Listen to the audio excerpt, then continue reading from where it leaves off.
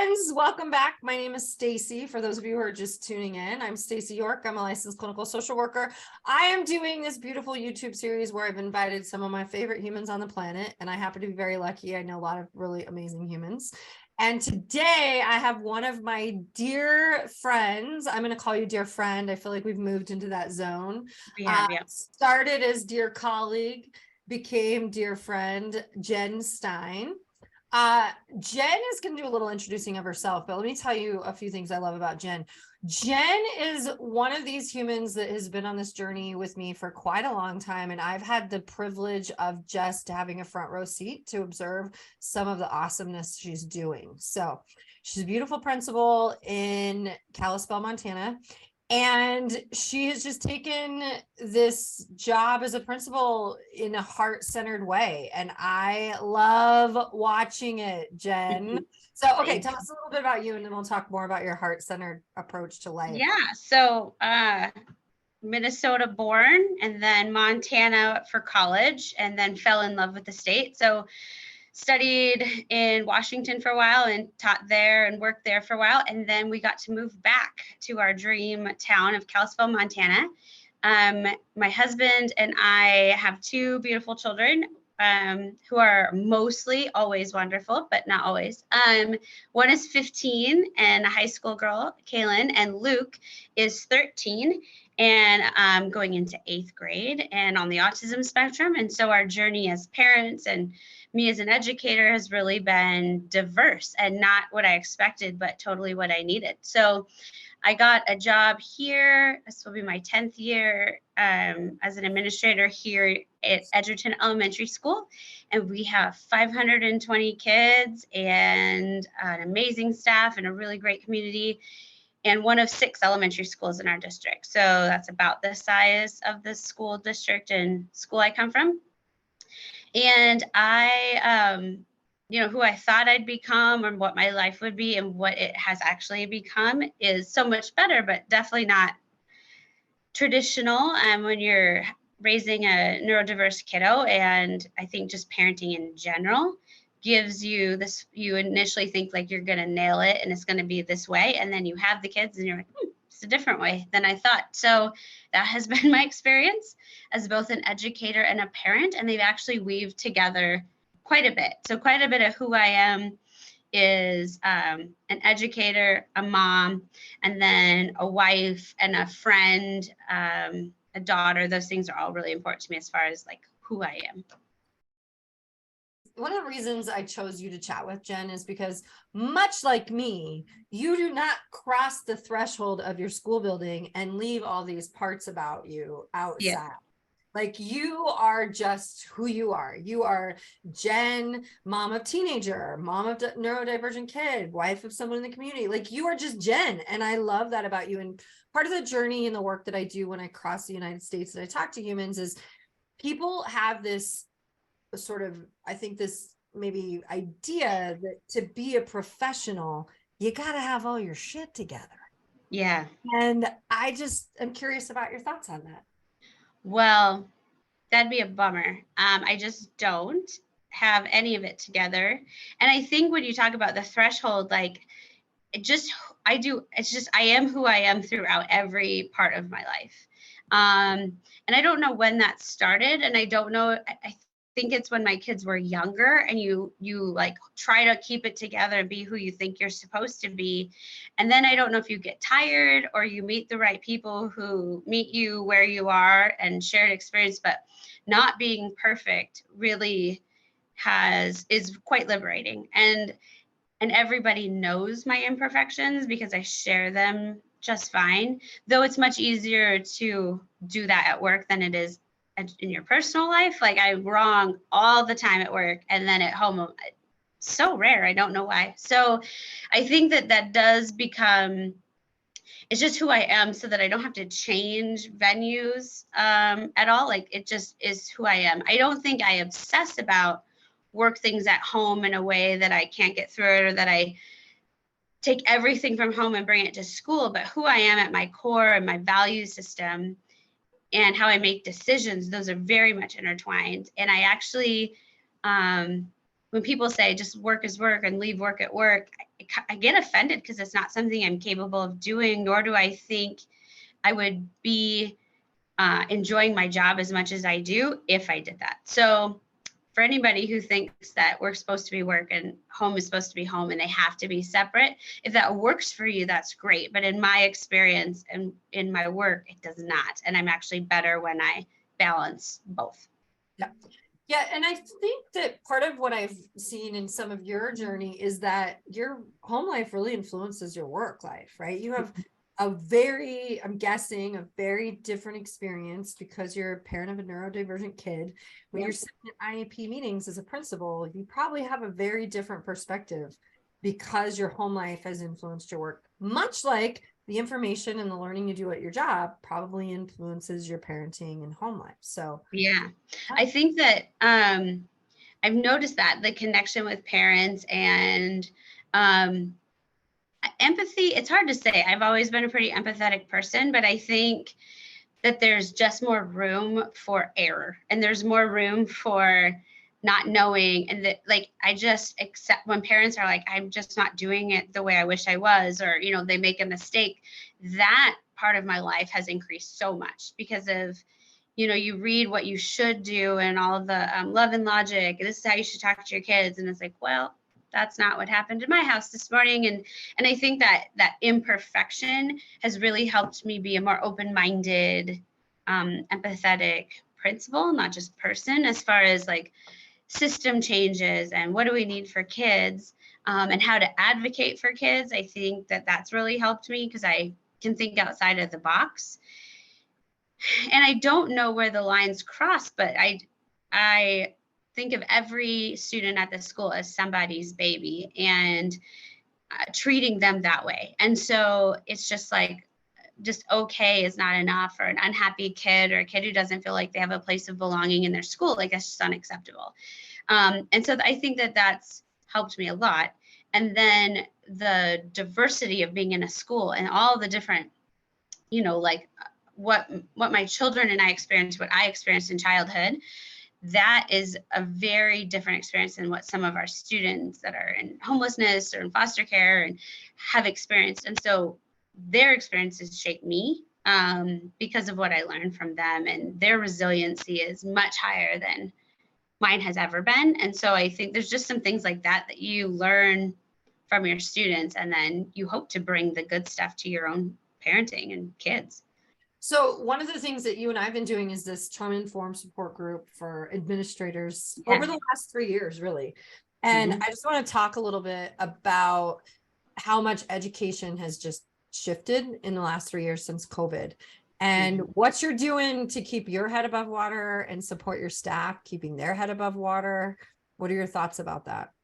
Yeah, you know, when you become a principal, and everything in education really is centered around kids. Like, if you don't love kids and want to fight for kids and work for kids, it's not for you. But as an administrator, almost equal to is caring about the adults that you work with. And so I think the biggest shift that I've had is, how do I take care of adults? And when COVID happened, I immediately felt responsible. With staff, there's usually about 600, a little over 600 people in this building.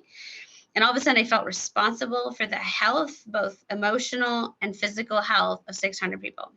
And then I realized that that feeling was hard to bear. And so I just thought, what am I going to do so that, one, I don't like freeze and paralysis because I'm overwhelmed, but what can I do? Because the reality is you are not going to be able to keep physical or emotional harm from happening to the people you work with, because there's a lot of outside influences. But it's like, what is my role and how can I be responsible? And really it was about creating a space where people felt good and safe and listened to. And so all of the things you do for students, as far as the love and belonging work that you do for adults. And you tap into things that I think you initially think, it's just for kids, like check-in forms or gratitude work. You think, it's for kids, but it really isn't. And I think the shift in our gratitude work and honest conversations and just honesty about mistakes and owning those and really trying to model that has shifted a lot. People have talked a lot about mental health here, which has been great, and not in a way that's inappropriate. We don't have big speeches or call people out. They just kind of in casual conversation talk about maybe a strategy they're using with their therapist, and they talk to their colleagues about it. And so it's just become more of a norm. And so we've done things like we have a wellness room where there's a massage chair and a quiet, dark space and some like of the seasonal light to come at you instead of fluorescent, just to recognize that this is needed, and you give opportunities for whatever they need. Some people don't want that. They want to go for a walk during their prep time, or, whatever you kind of need to do to help them feel regulated as adults. And then when you do that, not only do they get ideas for their students, but they're just more able to do it.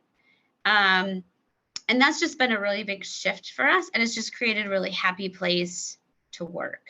And it's not like we're this utopian perfect, like we never have conflict. But I think what shifted is we can talk about what's hard or a conflict we have without the gossip or the side conversations. We just bring it to the table. Hey, I'm not doing well. Can you help me? Can you cover my class? I need a break.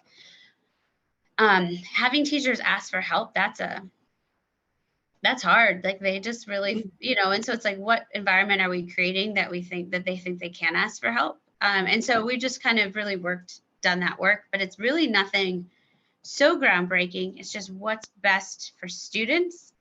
And then you do the same thing for adults. I love that you're just like, it's not that groundbreaking.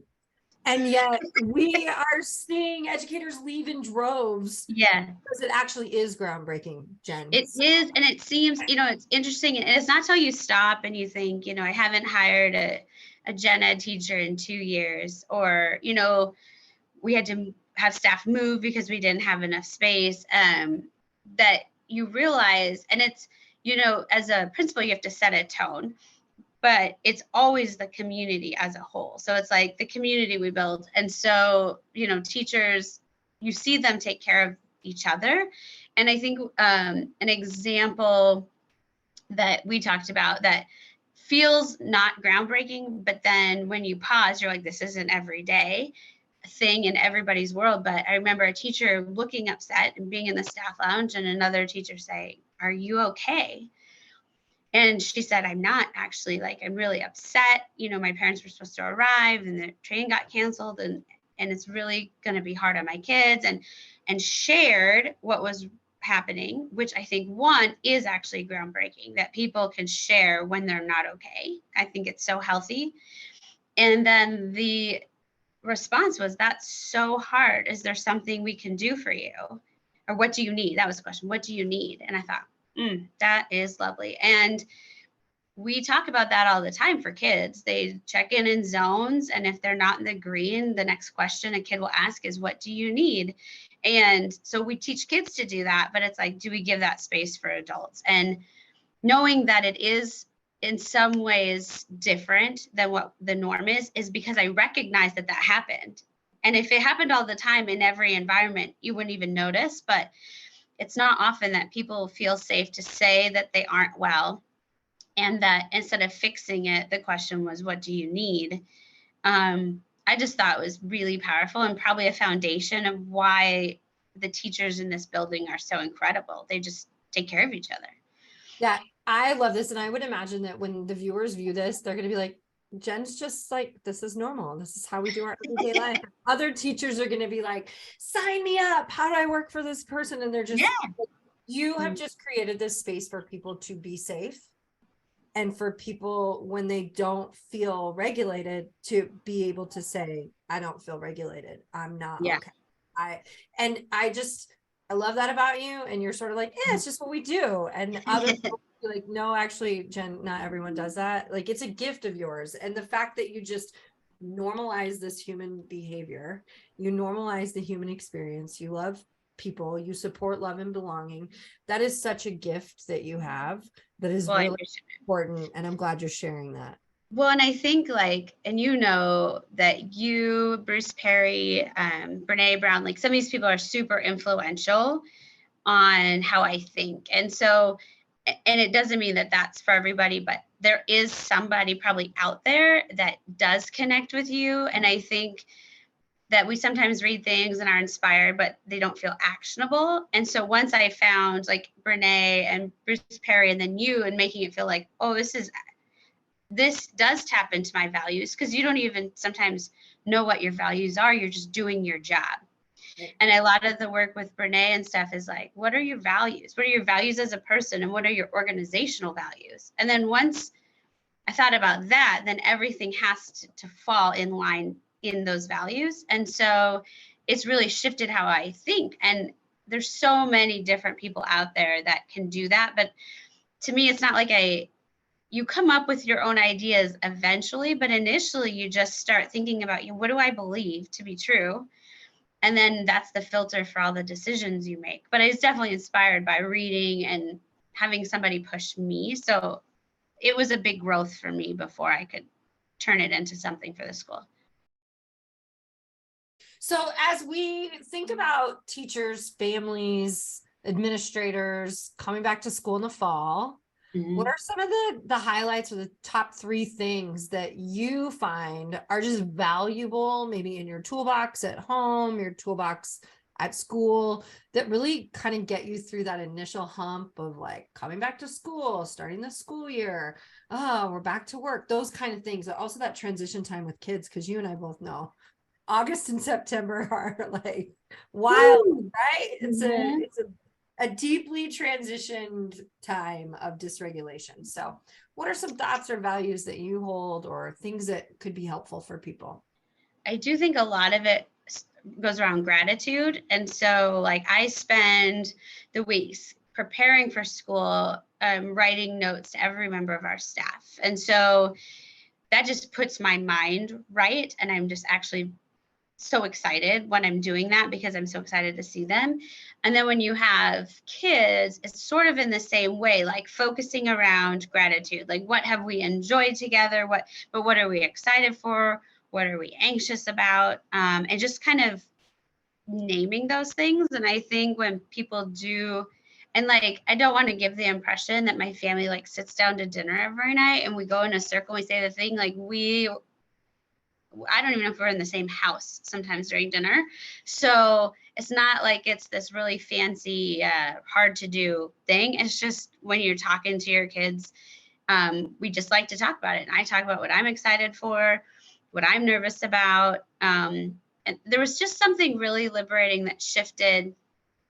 And I can't tell if it's because of like the friendships I developed, or what happened, that I feel so fine about saying exactly how I feel and not feeling any shame around those feelings.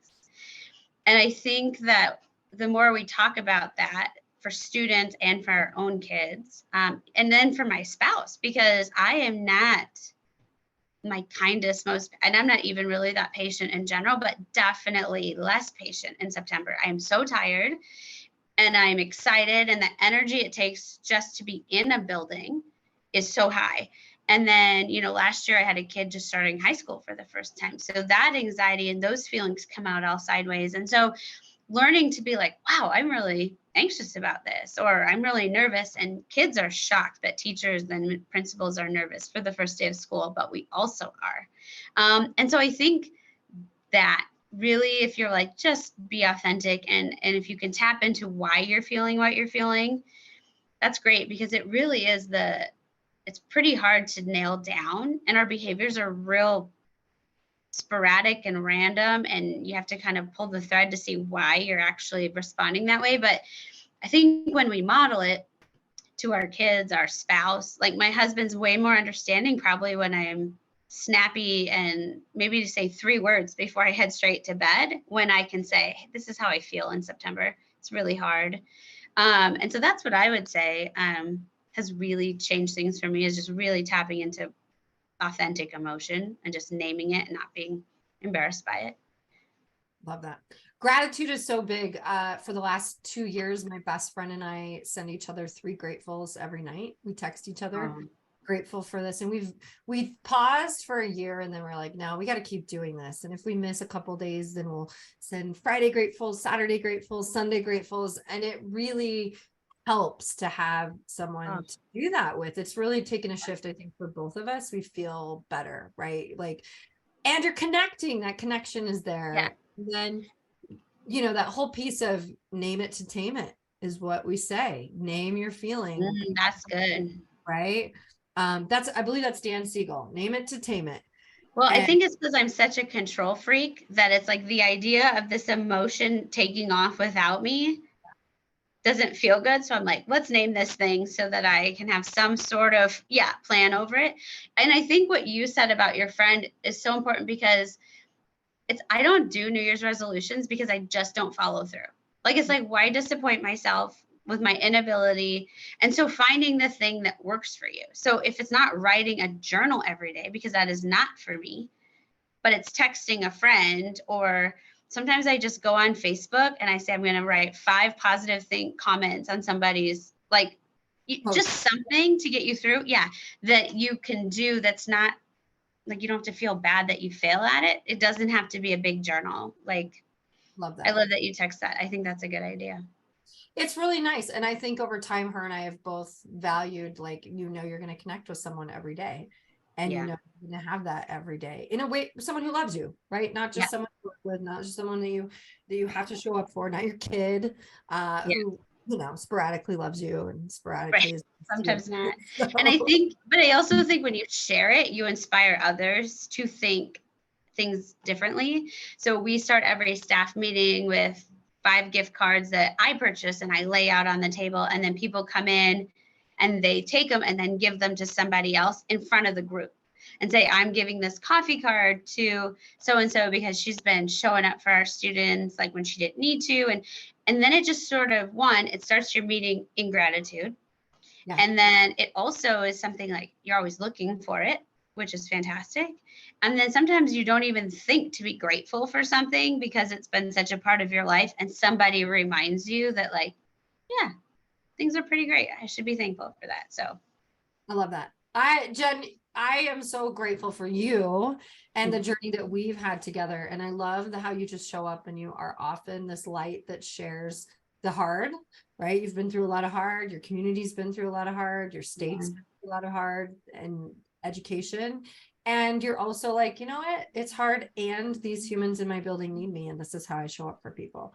And I just appreciate that so much about you. I think that for educators too, like when you look at the big picture, it seems like sometimes an insurmountable task to take on every concern that anybody has about public ed. And then I walk back in this building and I'm like, no, this is the world that I need to take care of and be a part of. And it's so incredible. And we're just like, being a public educator is such a gift. Like, I'm just lucky to be a part of it and leave a mark and get to and be honored to help be a part of, like, we do not take for granted that people drop their babies off to us every day for 7 hours and that we have the opportunity to be with them. So it's really a joyful profession. And if people are still worried about it, these young kids were saying, like, but are they giving you a hard time? No, there's way more good than there are the challenges. So public ed is definitely the place to be.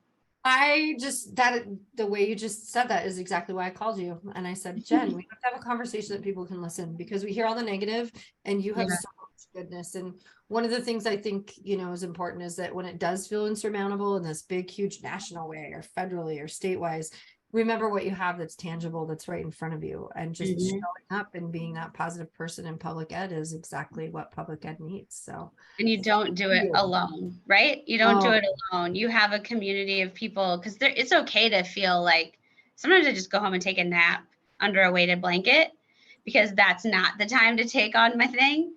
But then when I wake up, I can take the weighted blanket off and then go forth again. But you cannot do it alone. And I think you have different people in your life for different purposes. And I definitely am surrounded by people in this school district who we help each other. Like, it's okay to say, like, today is so hard and I don't want to do this today. And those things, you can't just pretend like it's not a big deal, because sometimes it is a big deal. But you always have somebody with you. So go in groups, go in tribes when you take on the hard things.